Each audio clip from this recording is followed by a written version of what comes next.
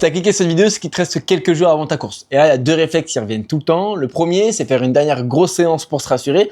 Et le deuxième, c'est couper totalement l'entraînement par peur d'arriver fatigué. Et bah, laisse-moi te dire que les deux sont des grosses erreurs. Et dans cette vidéo, je vais te montrer exactement ce que tu dois faire jour après jour pour arriver près le jour de ta course sans avoir accumulé trop de fatigue, mais sans avoir les jambes trop molles non plus. Et si jamais on se connaît pas, moi c'est Jason, j'ai un master en sciences du sport, je suis coach et pratiquant. Et aujourd'hui, je gère l'accompagnement Shift. On accompagne justement des sportifs et des sportives à accomplir leurs objectifs, que ce soit en course à pied et en renforcement. Et si tu as déjà regardé plusieurs de mes vidéos, maintenant je te partage mon écran et je vais te montrer exactement ce que tu dois faire et ne pas faire pour arriver près le jour de ta course. Déjà, la première chose, comme je te disais, c'est une semaine, pas de progression. Le but, c'est de baisser ton niveau de fatigue, assimiler correctement tout ce que tu as fait pendant ta préparation pour arriver près le jour de ta course. Donc l'objectif, c'est vraiment arriver frais, pas plus fort. Ok, c'est pas cette semaine-là que tu vas créer quoi que ce soit comme progrès, crois-moi. Et comme je te disais, à J-7, le travail, il est déjà fait. Donc l'affûtage révèle la forme que tu as construite. Donc c'est pas la dernière semaine où il faut que tu te réveilles pour, entre guillemets, aller chercher une dernière séance, aller chercher un dernier progrès. Tout ce que tu as fait en amont, c'est justement grâce à cette semaine que tu vas l'assimiler. Donc ta forme, elle est déjà construite. L'objectif, ça va être de diminuer ton niveau de fatigue, moins de volume, moins de fatigue accumulée et augmenter ton niveau de performance avec justement quelque chose de bien précis. Donc l'idée, c'est qu'aujourd'hui, ton niveau de fitness, il est faible. Donc c'est ta capacité athlétique du jour. Ok, tu as accumulé beaucoup de fatigue et ton niveau de fatigue, il est élevé. Donc l'idée, ça va être par le choix de tes entraînements, par le choix de tes séances, réaugmenter progressivement ton niveau de fitness, ton niveau athlétique pour avoir un pic de forme le jour J et diminuer progressivement ta fatigue pour avoir un niveau de fatigue très bas le jour J pour être en forme. Et effectivement, la course va créer un nouveau niveau de fatigue derrière. Mais l'objectif aujourd'hui, nous, c'est être prêt pour la course, pas forcément penser aux 2-3 jours après. Et comment ça marche? Et ben en fait, la fatigue aujourd'hui, elle masque un petit peu tes capacités. Donc aujourd'hui, tu t'entraînes, tu as de la fatigue qui est accumulée. Donc tes allures semi, tes allures marathon sont difficiles à tenir en entraînement. Tu te dis, mais jamais je vais tenir ça le jour J.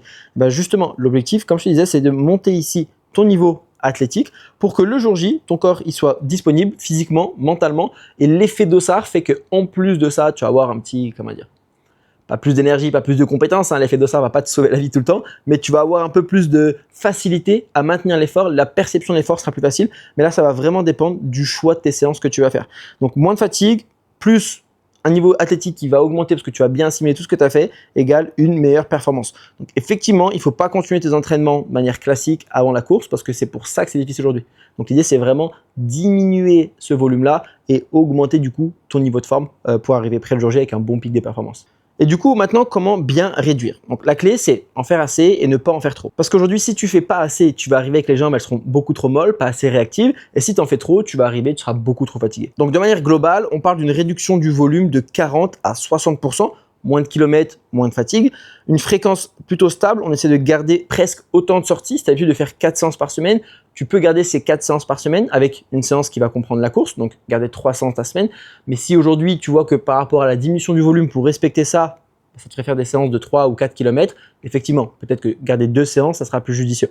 Derrière, l'intensité un peu présente, je te dirai pourquoi, on va garder un petit peu ce rappel nerveux, et l'objectif, encore une fois, c'est arriver frais le jour J. Pourquoi ça marche? Parce que du coup, tu arrives avec moins de fatigue, donc tu es frais, mais pas vidé complètement, tu as une meilleure qualité, donc chaque séance est plus efficace, encore une fois, là, on ne cherche pas les progrès, mais plus efficace pour te préparer pour le jour J, plus de confiance, ok, tu sais que tu t'es préparé, tu sais que tu as fait les entraînements, le travail, il est fait en amont. Aujourd'hui, là, ça te sert juste à assimiler tout le travail que tu as fait pour que le jour J, tu puisses exploiter justement tous tes entraînements et derrière, plus de chances d'exprimer ton niveau le jour J parce que tu n'as pas cette fatigue résiduelle que tu accumules depuis des semaines. Ton corps, il est prêt, ton corps, il est frais. Il ne faut pas que cette, du coup, décharge, cette semaine d'affûtage soit trop longue, tu vois. Mais généralement, pour un semi, pour le commun des mortels, 7 jours, c'est très bien. Pour un marathon, tu peux monter de 10 à 14 jours. Et si jamais tu fais un 10 km, en fonction de tes besoins de récupération, 3 à 4 jours, ça peut suffire. Donc aujourd'hui, comment ça marche? Imaginons que tu as un volume hebdomadaire de 40 km, et ben tu vas pouvoir passer à un volume hebdomadaire de 16 à 24 km en fonction de la priorité de la course, en fonction de ta capacité de récupération. Aujourd'hui, la plupart des personnes qui courent de manière régulière font en moyenne 3 séances. Sur ces 3 séances, si tu arrives déjà à faire entre 20 et 25 km, c'est très bien. Donc potentiellement, tu vas devoir diminuer ce volume si, imaginons, tu prépares un 10 km. Si aujourd'hui tu prépares un semi, j'espère que ton volume est un petit peu plus élevé que ça, donc qui correspond peut-être un petit peu plus à cette fourchette ici. Donc l'idée, ça va être de diminuer ce volume-là, mais potentiellement en gardant le même nombre de séances. Ce que je te disais, 1, 2, 3, 4 séances, 1, 2, 3, et la 4e, c'est le jour de ta course. Donc ensuite, imaginons sur une semaine où là, tu as ta course. Qu'est-ce que tu peux faire? Partons sur une course le dimanche. Le lundi, ce que tu vas pouvoir faire, c'est un footing de 30 à 45 minutes en fonction de ton volume. À toi de l'adapter à toi. Je ne peux pas te donner une fourchette précise. En fonction de ta vitesse, ça va aussi augmenter les kilomètres. Derrière, ce que tu peux faire au milieu de semaine, c'est faire un petit rappel d'intensité. Ça peut être par exemple 15-20 minutes d'échauffement à allure facile. Derrière, ça peut être du 6 fois 1 minute, 1 minute. Ça peut être du 3 fois 2 minutes, 2 minutes. Ça peut être du 30 secondes fois 7, fois 8, en fonction, encore une fois, de ce que tu faisais en amont, de la course que tu prépares. Ok, ça peut être aussi un petit peu d'allure spécifique pour le jour de ta course. Mais là, c'est bien de garder un tout petit peu d'intensité, très léger sur le volume, pour avoir en fait ce qu'on appelle ce réveil nerveux. Ok, cette stimulation au niveau de ton cerveau jusqu'à tes muscles, pour que le message passe bien. Parce qu'en gros, comment tu contractes tes muscles aujourd'hui, c'est que ton cerveau, il envoie un message jusqu'à tes muscles pour se contracter. Et ben en fait, pour pas arriver justement trop mou le jour de ta course, parce que ta dernière intensité date d'il y a plus de 10 jours, parce que je sais pas, tu cours dimanche et tu l'as fait mercredi passé, et ben là c'est bien de remettre une petite intensité juste pour avoir ce petit réveil nerveux. Ok, donc là c'est super intéressant de placer ça en milieu de semaine, assez loin de la course, mais dans tous les cas le volume n'est pas très important. On cherche aucun progrès sur cette séance. Ok, l'objectif c'est vraiment pas arriver à la fin et être à l'échec. Imaginons potentiellement tu peux faire des 1 minute, tu peux en faire 10, 12, 14, et ben là tu en fais 5, 6. L'idée c'est juste avoir ce réveil nerveux, envoyer un petit peu de messages dans les jambes et pousser un petit peu aussi à ce niveau-là pour justement arriver frais le jour de ta course. Que tes jambes répondent bien et qu'elles ne soient pas trop molles, trop engourdies dans ce sens-là. Et ensuite, ce que j'aime faire moi, soit à J-2, soit à J-1, j'aime le J-1, comme ça je regarde un petit peu mes sensations, c'est faire un petit footing de décrassage, entre guillemets, dans le sens où tu vas venir faire, en fonction de la course que tu prépares, 15, 20, 25 minutes, avec pareil à la fin des légères accélérations. Si ici, tu vois, au milieu de la semaine, tu as fait du 1 minute, 1 minute, ça peut être du 1 minute, 2 minutes d'ailleurs. On veut vraiment être très tranquille. Je pense que même ça peut être plus intéressant par rapport aux personnes qui regardent aujourd'hui les vidéos. Donc 1 minute, 2 minutes, on veut vraiment pas de fatigue, on veut juste un petit rappel nerveux. Ici, on va vraiment faire quelque chose de beaucoup plus court. Ça peut être des courtes accélérations de 20 à 30 secondes. Tu en fais 3 maximum. En fonction de la course que tu prépares, ça peut être à allure de la course. Ok, par un marathon, peut-être qu'à allure de course, ça sera un peu trop faible en intensité. Dès ce qu'il va avoir un petit réveil nerveux, donc tu peux augmenter un petit peu l'intensité en fonction de tes zones, tu vois. Mais l'idée, c'est vraiment juste avoir un petit rappel nerveux, mais là, très très court. 20 à 30 secondes, 3 fois maximum, comme ça, au moins, tu arrives frais le jour J. Là, dans tous les cas, on ne crée rien. C'est juste pour voir comment tes jambes sont la veille de ta course, que tu aies des bonnes sensations et que tu n'arrives pas le lendemain avec, par exemple, là, ça fait 4 jours que j'ai pas couru, je sais pas trop comment je me sens. Ok, cette séance, elle est vraiment importante. Donc, le but, voilà, c'est réduire la fatigue, mais pas le rythme, dans le sens où on garde un petit peu de volume, on le réduit pour que le corps récupère vraiment de tout ce que tu as fait en amont et avec également des petits rappels nerveux pour pas arriver non plus trop engourdi. Donc on veut pas arriver trop fatigué, mais on veut pas arriver trop engourdi. Ensuite, comment récupérer au maximum? Ça va être vraiment ton focus pour performer le jour J. Là, c'est vraiment une semaine où tu dois te concentrer à fond sur cet aspect-là. Dans un premier temps, le sommeil. Ok, essaie de dormir à des horaires réguliers, évite d'accumuler une dette de sommeil, anticipe les nuits présentes à la course. Une bonne récupération commence la nuit. Aujourd'hui, quand tu dors, c'est à ce moment-là où tu vas tout réparer. Ok, c'est à ce moment-là où tu vas pouvoir produire l'hormone de croissance, donc qui va permettre justement de réparer tous tes tissus musculaires, qui va permettre de pouvoir enchaîner les séances, donc qui va permettre aussi de pouvoir assimiler tout ce que tu as fait en amont. Et c'est également dans cette période-là que tu vas pouvoir stocker le glycogène qui va être essentiel pour la course. Je reviens dessus juste après. Ensuite, le stress évite la charge globale. Ok, tu t'es préparé depuis des mois, tu es déjà souvent, je pense, à cause de ton travail, ta vie perso, assez stressé. Essaie de vraiment minimiser à fond tout ce stress. Ok, donc que ce soit stress physique, mais également stress mental. Donc déjà, on va réduire l'entraînement, évite d'ajouter inutilement de la fatigue, ok, c'est de te reposer le plus possible, et la récupération ne concerne pas que le sport uniquement, vraiment, ok. Moins de stress, plus d'énergie le jour J, ça c'est vraiment important, et essaie de rester un petit peu actif. Si tu n'as pas de séance, mais tu as l'habitude de t'entraîner tous les jours, pourquoi pas un petit peu de vélo très léger, pourquoi pas, mais sinon de la marche, de la mobilité et également des étirements, ça peut être intéressant. Il n'y a pas besoin de rester allongé toute la semaine, c'est pas comme ça que tu vas récupérer, et à l'inverse, ok, c'est cet équilibre entre j'arrive frais, mais j'arrive pas trop engourdi non plus. Ensuite, une mauvaise nuit, c'est différent d'une course foutue. La veille, on va tous mal dormir, ok? On est tous un petit peu stressés. En tout cas, ce que je dis souvent, c'est si tu es stressé, c'est que ça compte pour toi. Donc, on va tous forcément pas avoir la meilleure nuit du monde, ok? En fonction du début de l'heure de la course, en plus, on va devoir se réveiller super tôt. Bref, facteur à prendre en compte.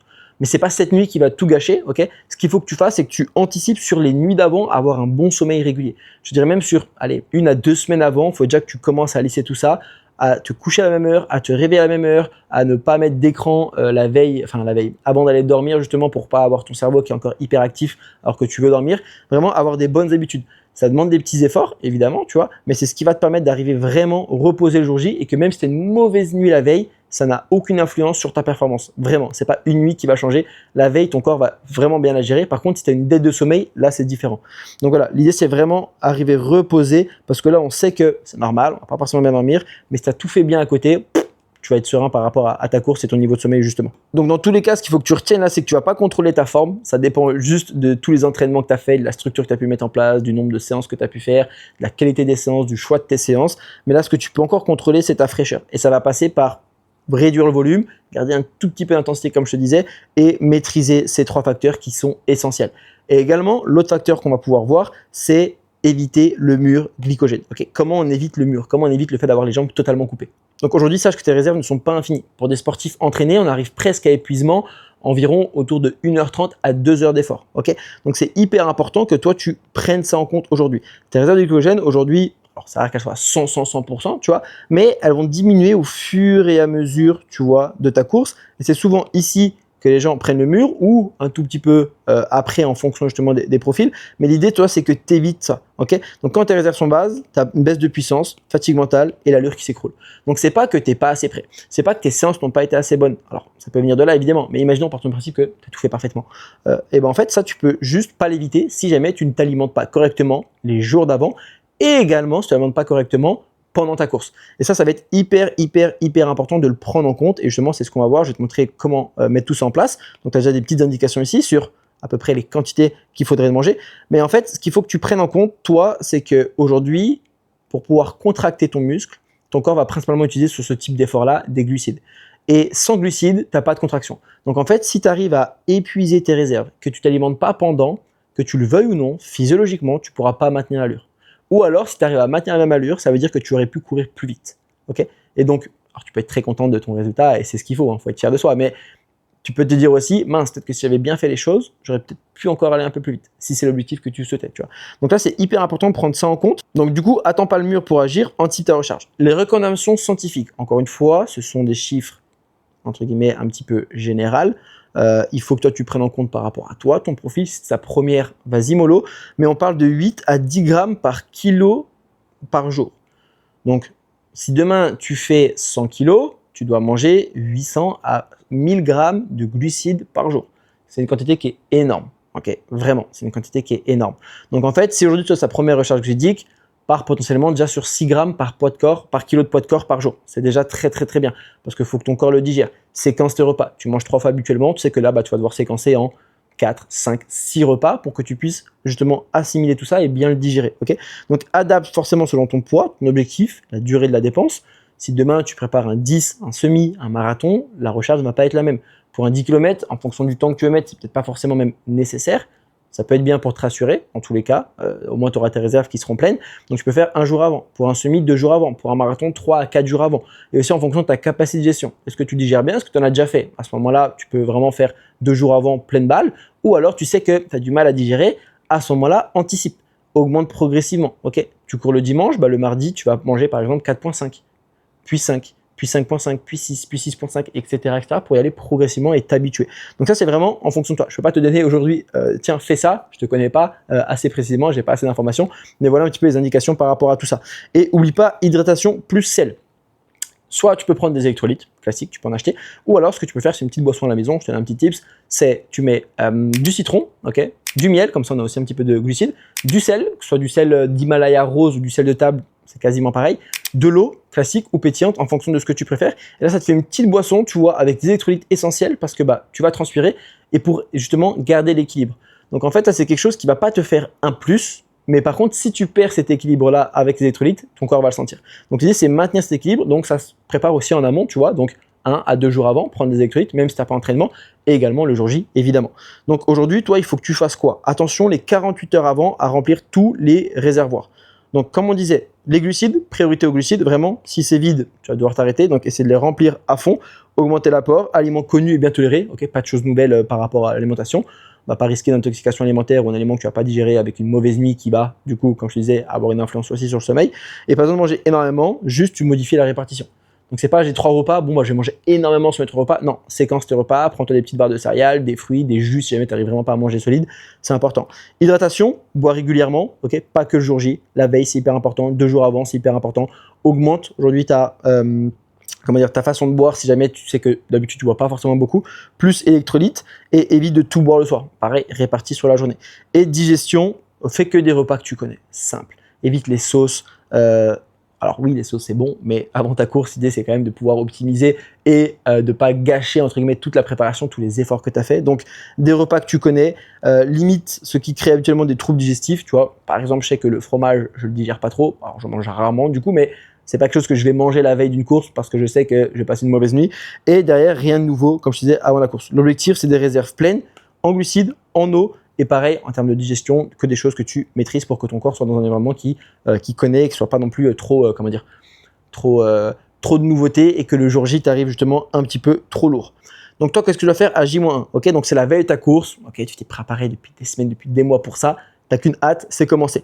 Donc, comme on disait, un petit footing facile avec quelques petites accélérations à la fin, ça peut être intéressant, tu vois. Donc 3 à 4 accélérations, 10, 15 secondes, 20 secondes, très léger, ok.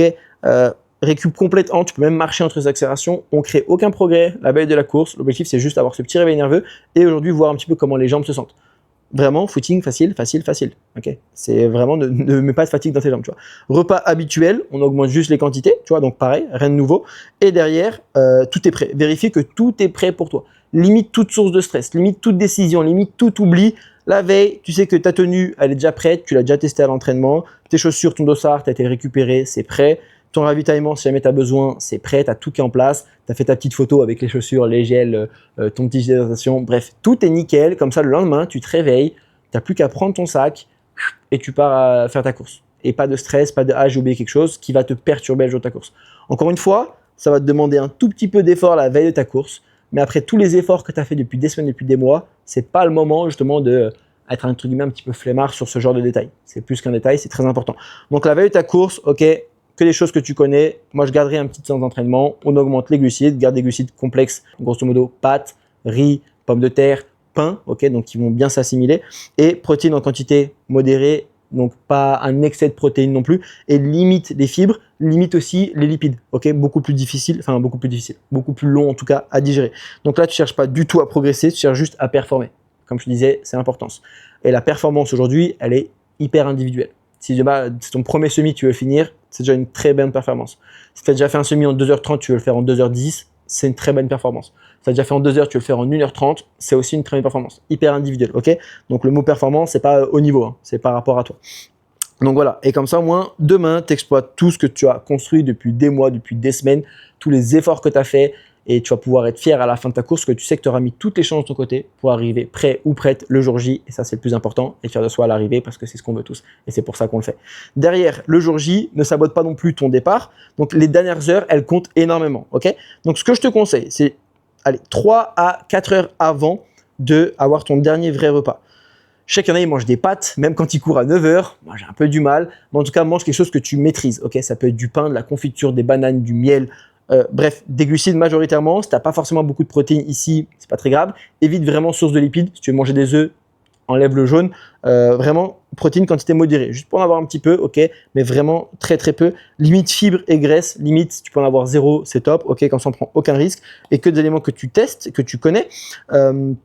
30 minutes à 60 minutes avant ta course, ce que je te conseille, c'est prendre une petite collation. Ça peut être une banane, ça peut être une barre, ça peut être une compote, ça peut être un gel. Je sais que moi, avant mes courses, souvent, j'aime bien prendre des gels. Ça se digère bien, ça va vite dans le corps. Et quelques gorgées d'eau. Pareil, bois pas trop avant ta course. Tu as envie de pisser au bout de 30 minutes. Bon, c'est un peu pénible quand même. Donc voilà. Et au niveau du départ, vérifie que tout est bien. Digestion ok, énergie disponible et évidemment un petit échauffement. En fonction de la course que tu prépares, en fonction de tes besoins, moi, je te conseille de partir 30 minutes avant le départ de la course à l'échauffement. Et dans tous les cas, 10 minutes avant, tu vas devoir tout stopper. Donc, tu vas progressivement. Échauffement, ce que je te conseille de faire, c'est d'abord un petit peu de mobilité, une petite activation musculaire et après une montée progressive d'un point de vue cardiaque. Okay, donc, mobilité au niveau des hanches, des genoux, des chevilles, du haut du corps en fonction de ta course. Derrière, quelques activations musculaires, ça peut être des squats, des fentes, du RDL, unilatéral, tout au poids de corps, mais juste pour activer progressivement le muscle. Et après, une petite activation cardio, ça peut être 5 minutes de footing très léger pour que justement, quand tu arrives sur ton premier kilomètre, c'est pas la fin de l'échauffement. Tu es déjà échauffé, tu es déjà prêt à te lancer. Donc ça, c'est important. Et évite du coup des petits déjeuners énormes, pour pouvoir avoir de l'énergie. Ça, on veut pas, tu vas être ballonné. Tester un nouveau complément alimentaire, un nouveau gel, quelque chose de nouveau. Le jour J, on teste rien. Et boire énormément avant le départ. Si imagine tu n'as pas de gel, tu sens que tu as faim pendant la course, tu as déjà mangé des bananes, tu as déjà mangé des pommes, tu as déjà mangé des oranges, souvent il y a ça sur les ravitaux. Des bonbons, prends des bonbons, mais prends quelque chose que tu connais. Prends pas un gel que tu vas pas réussir à digérer, ok? Prends quelque chose que tu connais. Le jour J, tu n'inventes rien, tu reproduis juste ce que tu as testé à l'entraînement, ok? Tu as tellement mis en place, tu as appliqué les choses à l'entraînement que le jour J, c'est juste un entraînement avec une petite médaille à la fin. Et ça fait plaisir. Donc concrètement, pendant ta course également, qu'est-ce que toi tu dois faire? N'attends pas d'être vide, anticipe, tu vois, les ravitaillements. Ce que je te conseille de faire, en fonction pareil de ton profil, c'est de manger au plus possible, ok, les glucides. Si tu arrives à digérer beaucoup, tant mieux.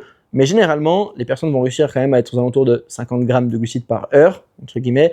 Donc, essaie de prendre un gel au bout de 30 minutes, un autre au bout de 1 heure, un autre au bout de 1h25, 1h30. Bref, attends pas d'avoir les jambes coupées pour justement consommer des gels. Donc, tu prends des gels. Ce que je te conseille en termes de boisson, c'est boire une gorgée toutes les 15 à 20 minutes. Donc, une gorgée, une à deux gorgées, tu vois ce que je veux dire, pour vraiment aussi avoir fréquemment l'eau qui arrive constamment. Tu as besoin de ça pour pouvoir fonctionner juste de manière globale. Donc, hyper important pour limiter la réserve. Au plus tard tu prends tes gels, au plus tard ça va être difficile du coup de garder l'allure, ok? Donc, prends-les le plus tôt possible, au bout de 30 minutes, même si tu n'as pas encore faim. Attends pas le coup de mou, justement, te dire « Ah, je suis fatigué, il faudrait peut-être que je prenne un gel. » Non, fais-le avant. Derrière, du coup, les glucides, ce que je te disais, 30 à 60 grammes par heure, ça va dépendre de ta capacité de digestion. Ça, c'est à travailler, du coup, à l'entraînement. Donc, gel, boisson, ou différents aliments, comme je te disais, selon, imaginons, tu n'aimes pas les gels, bah, prends des bonbons, tu vois. Mais je sais qu'il y en a, ils n'aiment pas manger, donc boisson glucidique, c'est très, très bien. Commence avant d'avoir faim. Hydratation, bois régulièrement, surtout quand il fait chaud, ok. Si ta course elle est l'été, bah, bois encore plus, que tu vas avoir encore plus besoin. Si elle est l'hiver, c'est pas parce que tu as moins l'impression que tu as soif qu'il faut pas boire, ok. Tu peux te mettre des petits rappels sur ta montre, des petites alarmes, ce que je te conseille de faire, comme ça au moins tu es bien par rapport à ça. Et évidemment, tout ça là, c'est des choses que tu es censé avoir testé à l'entraînement. Les quantités, la fréquence, les produits que tu utilises, donc les produits que tu vas consommer, et l'eau avec les gels si c'est nécessaire. Donc tout ça là, tu le fais en amont. Pas de nouveautés, pas de nouveaux tests le jour J. Ça, tu te rends compte que tu n'as pas du tout préparé ça, ok, et que ta course elle est demain, bon, c'est un petit peu trop tard par rapport à la vidéo, mais en soi, tu as quand même des informations à prendre. À ce moment-là, ce que je te conseille de faire, c'est juste potentiellement prendre un gel, ou si tu sais que tu aimes les bonbons, potentiellement les bonbons, ça passera. La seule chose qui peut te bloquer, c'est la digestion, ok. Donc à ce moment-là, je te conseille de encore plus fréquencer. Prends pas une prise toutes les 30 minutes, mais prends une prise toutes les 10 minutes et tu manges 1 ou 2 Haribo pour que ça passe progressivement et que tu n'aies pas l'impression de digérer. Ça peut être une bonne solution. Et donc derrière, ton ravitaillement, c'est une stratégie de course, ok. Donc, pas un plan B quand tu es dans le dur, tu sais, tu as prévu, tu sais à quel moment tu vas manger, c'est clair dans ta tête, ok, et tu es juste en train de suivre le plan que tu as mis en place. Et tu as une stratégie de course précise. Tu sais à quel moment tu vas prendre ton gel, à quel moment tu vas prendre tes bonbons, et c'est clair pour toi. Au plus c'est clair pour toi, au moins tu as de flou, que ce soit sur le jour de ta course, des entraînements de manière globale, au plus tu es serein et au moins tu es stressé et au plus tu peux profiter aussi. Parce que l'objectif, c'est aussi de profiter le jour de ta course. Donc concrètement, les essentiels à retenir, donc les 4 piliers pour arriver au meilleur de ta forme. L'entraînement, on baisse le volume, quelques petits rappels d'intensité, mais rien à rattraper.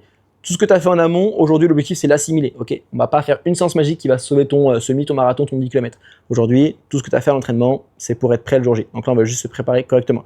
Récupération, sommeil, hyper important. C'est ce qui va être le plus important même, donc de manière globale, régulière. Ensuite, nutrition, réserve de glycogène, aliments que tu connais, hydratation, ça vient aussi là-dedans, hyper important, électrolytes, boire fréquemment. Si tu bois 1 litre d'eau par jour, c'est beaucoup trop, c'est beaucoup trop peu. C'est pas du tout assez. Bois vraiment, allez, 2,5 à 3 litres d'eau par jour, c'est hyper important. Et le jour de ta course, départ contrôlé, tu vas progressivement, quitte à partir un peu plus longtemps. Le negative split, c'est la meilleure chose. Grosso modo, le negative split, tu veux faire un semi à allure 6 minutes du kilomètre, tenir ça sur ton semi, peut-être que tu vas partir sur les 7 premiers kilomètres à 6,10, les 7 suivants à 6 et les 7 derniers à 5,50. Moyenne, tu es à 6, parfait. Donc, je te dis un chiffre comme ça, un peu, pas au hasard, mais pour te montrer un petit peu l'image. Donc, je pars tranquille et j'accélère au fur et à mesure. C'est mieux de faire ça que partir à fond et devoir décélérer. Que si tu décélères mentalement, la confiance pas pareil. Tu sais que tu ne peux pas courir plus vite, tu vois ton allure qui baisse, c'est difficile. Alors que quand tu vois ton allure qui augmente, bah, ça fait plaisir. Donc ça, hyper important. Derrière, tu gagneras pas ta course à J-7. Ça, c'est vraiment ce que je veux que tu retiennes, ok? Mais tu peux encore la compromettre si tu fais pas les choses correctement. Donc c'est pour ça qu'on a regardé cette vidéo ensemble aujourd'hui. Fais confiance au processus. L'idée de cette vidéo aujourd'hui, c'est vraiment que tu comprennes comment tout assimiler correctement. Ton travail, il est fait. Là, c'est juste du détail qui vont te permettre de profiter le jour de ta course et ne pas gâcher entre guillemets toute ta préparation. Donc voilà, maintenant j'espère que c'est beaucoup plus clair pour toi, pour savoir exactement quoi faire avant ta course. Si tu as des questions, n'hésite pas à les poser en commentaire. Je regarde tous les commentaires et essaie de répondre à tout le monde avec le plus de précision possible pour donner les meilleurs conseils. Et si jamais tu veux que je t'envoie directement la trame que je suis pour moi-même avant mes courses et qu'on met en place avec tous les membres qu'on accompagne, je te mets le lien de mon compte Instagram en description et tu peux m'envoyer directement en message privé sur Instagram J-7. Et pense à t'abonner pour pas manquer la prochaine vidéo. C'était Jason, je te dis à très vite. Ciao ciao.